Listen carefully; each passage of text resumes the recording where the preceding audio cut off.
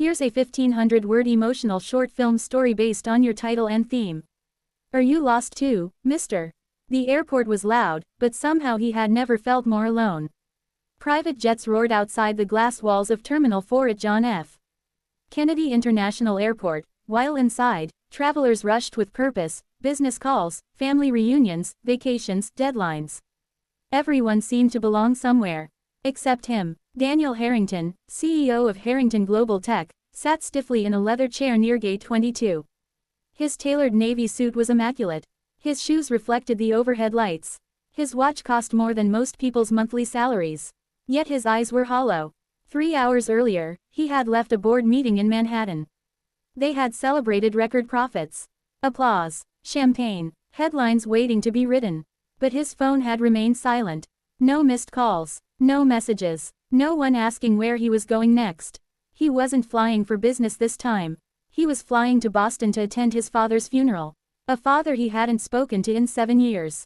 He adjusted his tie, staring at the departure screen as if it could tell him something more important than gate numbers and boarding times. Mister. The voice was small, clear, curious. He didn't look up at first.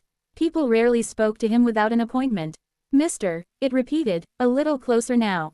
Are you lost too? He blinked and turned. A little girl, no older than 6, stood before him. Brown curls bounced around her face, and she clutched a worn pink backpack almost as big as she was. Her wide eyes studied him with startling seriousness. I beg your pardon, Daniel asked. She tilted her head. Are you lost too? My mom says when someone looks at the floor for that long, they're either lost or sad. A flicker of something unfamiliar crossed his face, the ghost of a smile. I'm not lost, he said automatically. The girl narrowed her eyes. You look lost. Behind her, a woman in her early 30s hurried over, slightly out of breath. Oh my goodness, I'm so sorry, she said quickly. Lily, you can't just walk up to strangers like that. It's all right, Daniel replied, raising a hand gently. She's fine. The mother offered an apologetic smile. We're waiting for our flight. She thinks airports are treasure hunts. They are, Lily insisted. Then she turned back to Daniel. So if you're not lost, are you sad?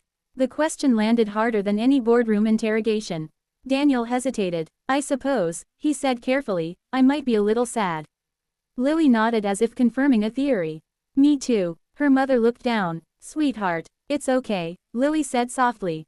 Then she climbed into the empty seat beside Daniel without asking, as if proximity itself could fix things.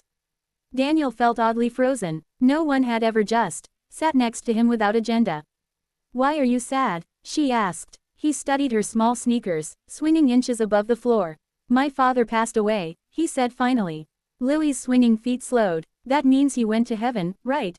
That's what some people believe. She thought about that. Did you love him? The air between them tightened. Yes, Daniel said, the word almost surprising him. Did he know? The question hit like turbulence. Daniel opened his mouth, closed it. His jaw tightened. I don't know, he admitted quietly. Lily's mother shifted uncomfortably. Lily, honey, that's very personal. It's okay, Daniel interrupted gently. He stared ahead, but his voice lowered. We argued. Years ago, I was building my company. He thought I worked too much. Said I was forgetting what mattered. And were you? Lily asked. Children didn't soften things. They simply held mirrors. Daniel swallowed. Yes. Silence wrapped around them, though the airport buzzed loudly. Lily reached into her pink backpack and pulled out something folded, a piece of paper covered in crayon drawings. She held it up proudly. This is for my dad, she explained. He works in another state. I don't see him every day. But my mom says when you love someone, you tell them before it's too late. Daniel's chest tightened. The drawing showed 3 stick figures holding hands under an enormous, uneven rainbow. That's us, Lily said. Me, Mommy, and Daddy. Even when he's far away. Daniel stared at the crooked rainbow as if it were priceless art. He had built skyscrapers of code. Negotiated billion-dollar acquisitions. Been featured on the cover of Forbes. Yet somehow, this crayon drawing felt heavier than any contract he'd ever signed. Can I show you something? Lily asked. Before he could answer, she slid off the chair and walked a few steps away, then turned back dramatically. Mom, she called loudly, if our plane leaves and you don't come, I'll be very sad. Her mother blinked. I'm not going anywhere without you. Promise, promise. Lily nodded and walked back to Daniel. See, she said. You're only lost if nobody's coming with you. The words unraveled something inside him. He had been so determined to prove himself, to escape his father's modest hardware store roots, to build an empire that would command respect, that he hadn't noticed what it cost. Missed birthdays, shortened holidays, phone calls cut short with, "I'm in a meeting." And then one day, the calls stopped coming. Flight 247 to Boston now boarding Group A. The announcement echoed through the terminal. That was his flight. He stood slowly. Lily looked up at him. "Are you going to tell him?" Daniel frowned. "Tell who?" "Your dad," she said simply. "That you love him." Emotion surged unexpectedly. "I think," he said carefully, "I still can." Lily smiled, satisfied. Her mother gently took her hand. "We're boarding soon too," she said to Daniel. "It was nice meeting you." He nodded. It was more than nice. He reached into his wallet and pulled out a sleek silver business card. Then he paused. Instead, he slipped it back in. Some encounters weren't meant to be transactional. He crouched down to Lily's height. "Thank you," he said. "For what?" "For helping me not be lost." She grinned. Airports are treasure hunts. As Daniel walked toward the boarding line, something felt different. Lighter. Not fixed, but shifted. On the plane, he didn't open his laptop. He didn't review slides. Instead, he took out his phone and opened his voice recorder. For a long moment, he just stared at the red button. Then he pressed it. "Dad," he began, his voice unsteady. "I don't know if you can hear this. But I should have said it years ago." A flight attendant walked past, but he barely noticed. "I was so busy trying to become someone important that I forgot who made me that way." "You did. You taught me how to work hard. How to keep my word. How to stand back up when I failed." His throat tightened. "I thought success meant building something bigger than your store. But I realize now, I was just building walls." A tear slipped down his cheek. "I love you. I always did. I'm sorry it took me this long to say it." He ended the recording but didn't delete it. When the plane landed in Boston, he didn't rush off first. He walked calmly. At the funeral the next morning, the church was smaller than he remembered. Old family friends filled the pews.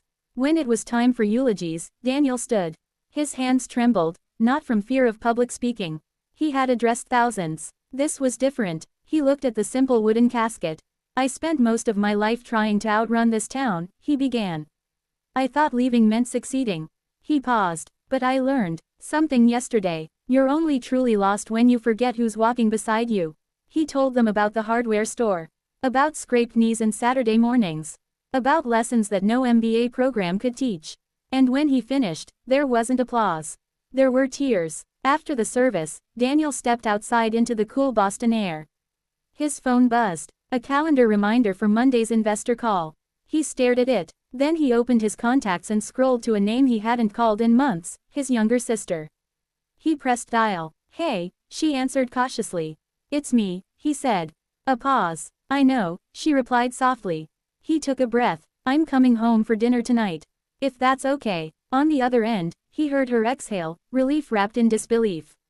"Yeah," she whispered. "It's okay." As Daniel ended the call, he looked up at the sky. For the first time in years, he didn't feel like the most powerful man in the room. He felt like a son. Back at the airport 2 days later, waiting for his return flight, he noticed a little girl with brown curls walking past. His heart skipped, but it wasn't Lily. Still, he smiled, because now he understood. Airports weren't just places people passed through. They were crossroads. And sometimes, if you were lucky, a stranger would ask the one question that mattered. "Are you lost too?" And if you were brave enough to answer honestly, you might just find your way home. 1500 WAD.